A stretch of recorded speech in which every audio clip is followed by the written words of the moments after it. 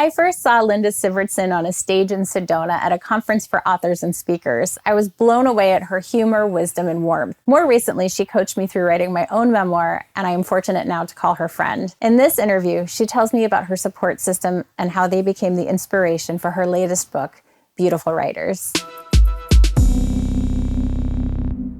I am here today with my friend and writing mentor, Linda Sivertsen, and she is the author of Beautiful Writers. This is the most recent. Yeah. And you are also an award-winning author, ghostwriter, mentor to many, cheerleader. So tell me a little bit about the inspiration for the book and what that process was like. You know, I'm just obsessed with writing and writers and figuring out, like, how do they do it? How do people come out with book after book, year after year, without blowing up their lives, you know, staying sane? Books talk to me. They always have. And so this was just, it was a natural sort of evolution from my podcast. I have this podcast where I interview my favorite authors, and I was getting, you know, thousands of pages of transcripts of these incredible wisdoms from, you know, how Elizabeth Gilbert did it, how Tom Hanks or Van Jones or Dean Koontz or Cheryl Strayed, on and on. One day I just had the idea to thread their wisdom through my kind of clawing my way to the middle, struggling ass writing stories, which to me are so fun, right? It just felt like a different kind of writing book, and it got me really excited because none of us want to reinvent the wheel. We don't want to do what's already been done. So, or we don't know how to get started. So it's very inspiring. It's a great book. Yeah. Thank you. What was the process like? I always think of publishing as being just kind of this very like long, arduous process, and you're querying, you know, you kind of hear those stories. What was your experience like with getting this published? You know, I have had all the experiences. So as a ghostwriter, you're contracted to deliver a book in 8 weeks, 12 weeks. I've done that a bunch of times in my life. My son and I did a book called Generation Green for Simon & Schuster. It was due in 8 weeks because they were trying to fill a gap in their lineup. So I've had plenty of experience doing it with my hair on fire, and I just no way wanted to do that. You know, whenever you're doing kind of a memoir, which this is a writing memoir with advice from these luminaries, like you can't rush a memoir. They're no joke. So really it was 10, 15 years on some of the stories, massaging them 1 million times and playing with them. And then the publishing part was sort of easy because I've been in the industry a long time, and I interviewed agents I work with that I love. It was so hard to choose. What is that like? So I always think, you know, when I eventually go through that process, it's like groveling to people, but you got to be in the position of you're interviewing people. So tell me a little bit more about that. First of all, if you're a newbie in the industry, you are still not groveling. You're like still never look at it like advice. that. Well, because think about it, like they're honestly praying for you to show up as much as you're praying for them. And you have to have that mindset. It's just like when you're dating, right? You don't want to think like somebody's doing you a favor to take you out. Like you're the prize. You have to believe that. So for me, it was a challenge because I have these relationships with these agents. And so I started interviewing them. I went with my heart. I went with the one that I felt really had my environmental sort of nerdy leanings. Like she started an environmental club when she was in elementary school, and we were very similar really that way. Resonated. Yeah, so I just went with my heart. And then it's scary for all of us because then you start putting your work out and you're sending it, she is sending it to editors. Right. And then you take meetings. But you've got to have the attitude that what you have is valuable. And also rejection happens for all of us. Like Stephen Pressfield told me in this book that he often only gets one offer per book. That's crazy. This is a legendary author, gets one offer per book. So just to know that rejection comes for all of us. And as the rejections come in, you can pivot, you can change your project, but you always have to stay with your belief in what you're doing and your love of your message. I think a lot of the clients that I work with think of a book as being sort of their platform. So how does one get strategic if they want to use a book to further their work? Where do you start with that process of creating the message? And can it come off as too salesy? Do you think people get too pushy?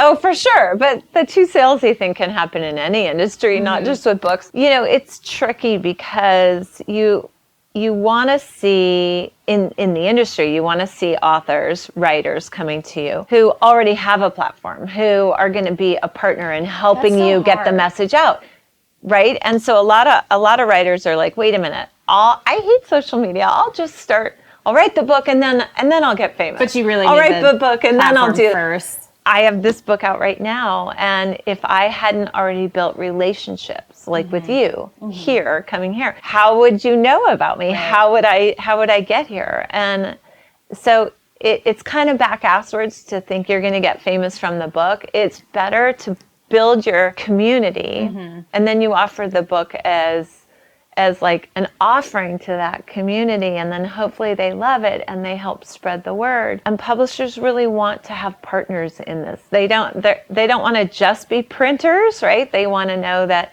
Jennifer's going to come, I'm going to publish Jennifer, and she's going to have a group of people who already love her work, right? So that then we can be partners in getting the message out, rather than a lot of authors, they come out with a book and they're like, so what are you going to do for me? And that's not really fun for a publisher. So that has changed, right? Because I think it used to be in publishing, right, that you could expect to have support in terms of marketing or going on a book tour. And that's not really the case anymore, right? Oh, yeah. Like Richard Bach tells the story about Jonathan Livingston Seagull. The book came out. He traveled for a year, and his agent finally got a hold of him and was like, dude, you've sold 1 million copies.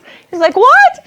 And it's just not like that anymore. I mean, we really, like, on one of my episodes of the podcast, Elizabeth Gilbert and Marie Forleo were talking about they still, at this level in their careers, feel like they're tap dancing. We're just tap dancing for our supper. So you kind of have to get comfortable with this promotional thing and this networking thing. And here's the way to do it, in my opinion. You don't make it about you, because none of us are super comfortable, really, at the end of the day, thinking like, I deserve to be seen. I deserve to have attention. That's freaking uncomfortable. But if you make it about your mission, if you make it about what you have that will help others, then it's not so... And being of service. Exactly. I knew as a little kid I wanted to help forests. And when you write books for a living that kill trees, and yet your mission is to help forests, total mind screw. I have just found a way, with Forest Stewardship Council paper and recycled paper on a different book, just all the different ways I can find to do my art in a way that helps my mission. Then you're not so concerned about you. It's about the service. So would you say it's the same then when you're writing like a memoir? So it is about the author, but bringing it back to that message that is... Well, any good memoir is really, it's specifics about the author and their path, but it's about the emotional journey from the beginning of the story and the arc of where that story takes you, and the way in which the writer changes, right? And so the reader takes that emotional journey with the author and can feel the changes happening within you, triggering things within them, so that book becomes a journey for them as well, and a healing journey. So for instance, Eat, Pray, Love. Okay, I have never been able to get on a journey like that for a year, where I can go to Italy and Indonesia and India. Like, not going to happen. I will never take that journey. But I got to take it through her, and I got to grow and change along with her, even to the point where it felt like I was eating the pizza with her. If the writing's good enough, you can really take somebody on that journey. You have that experience. What would your advice be to someone who is, maybe it's not necessarily a memoir, but there is some of them that's showing up in whatever they're writing? Is there ever a place where you would say, okay, maybe that is TMI, maybe that is too much, or maybe that is too personal to share? Yeah. One of the things that's helpful is to workshop it. So when you're writing something and you are unsure, invite people over to your house, get some girlfriends together, put together a little writing group once a week, once a month in your world, where you can read things to people and you listen for their laughter. You listen for when, like, you're done and nobody says anything and nobody looks up, and whoops, like, that was too much. That was too much. Also, take notice as to what you love to read. So, like, You know, Glennon Doyle reveals a lot in her books. Love Warrior was incredibly intimate, but people loved it. I loved that book. But for somebody else, that might be too much revealing. I mean, there's going to be an audience for probably anything that you have. As long as it's executed well, you're going to find your audience. It's really a matter of like what resonates for you and what's comfortable for you. And what are you going to be comfortable talking about for 10 years? Right, because that's what everybody will be asking you. You want to love it. One thing I do think about that, even personally, the things I've written, and I think, wow, people will know some of the most intimate details of your life when you're writing something and publishing. And it's scary. I mean, I think that's part of knowing that you're doing great work. If it's not scary, it's probably not going far enough. It's probably a little bland if you're not scared at all. The most whimsical experience I've ever had writing a book. I feel like I always say that writing is like having an affair. You know, who says that? Elizabeth Gilbert talks about writing being like having an affair. And I felt like with this book, I really had to be careful because I felt like even my husband was a little jealous of this book because it was just so much damn fun.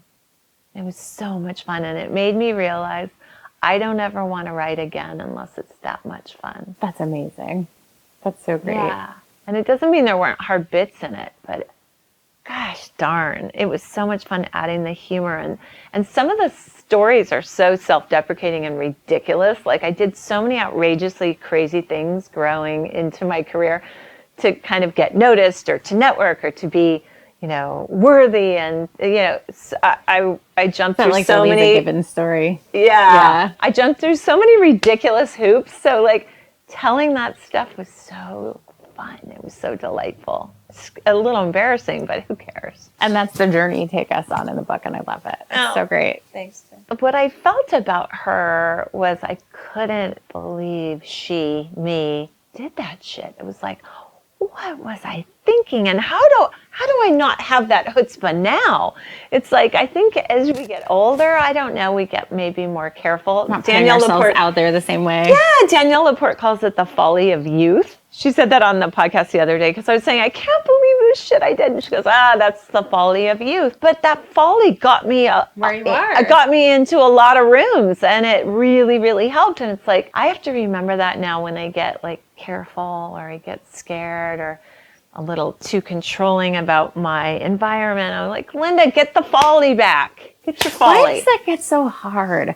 Is it that we start to feel like we have something to lose, or we get more self-conscious? I think it is about the older you get, the more you've built, the more you feel that you have to lose. Yeah. The more you have, the more you have to protect. I think there's definitely that. And when you're young and you're living like parts of this story that I'm going back to, I was living in like practically a shack. And so when you have nothing and you have nothing to lose, like fling your shit out there. Right. Who cares? I would send out letters that were like filled with grammar problems, and who cares? It's like, I do think there was like a grandiosity in my youth where you're just on fire because you think, I'm young, I have forever. And you're passionate. And now you're like, I'm not young anymore. How much time do I have left?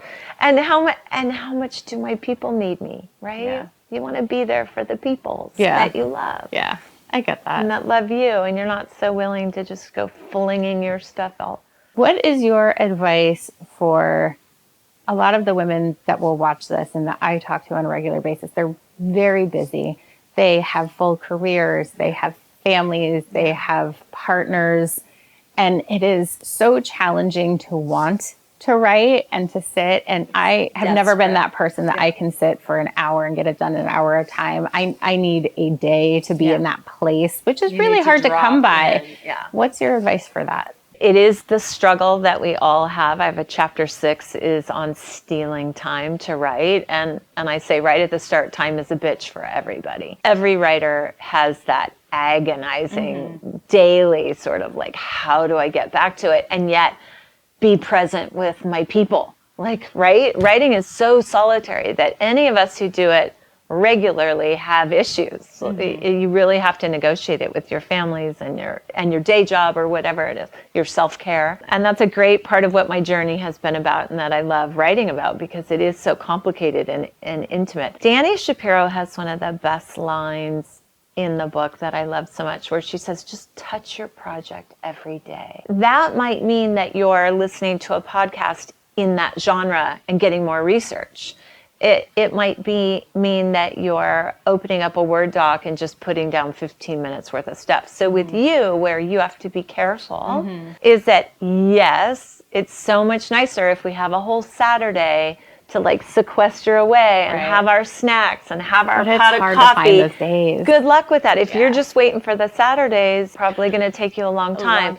Whereas, I have example of it after example of people who like wrote an hour a day before work. So, and again, Danny tells a story about a client of hers that was an AIDS researcher. And she just wrote 5 to 6 a.m. every morning before she'd head off for her full-time big job. And she got a novel done in a year. Amazing. Meg Wolitzer talks about that too. A lot of people do that. They write a book in a year or in 2 years, 15 minutes a day. So try to do both.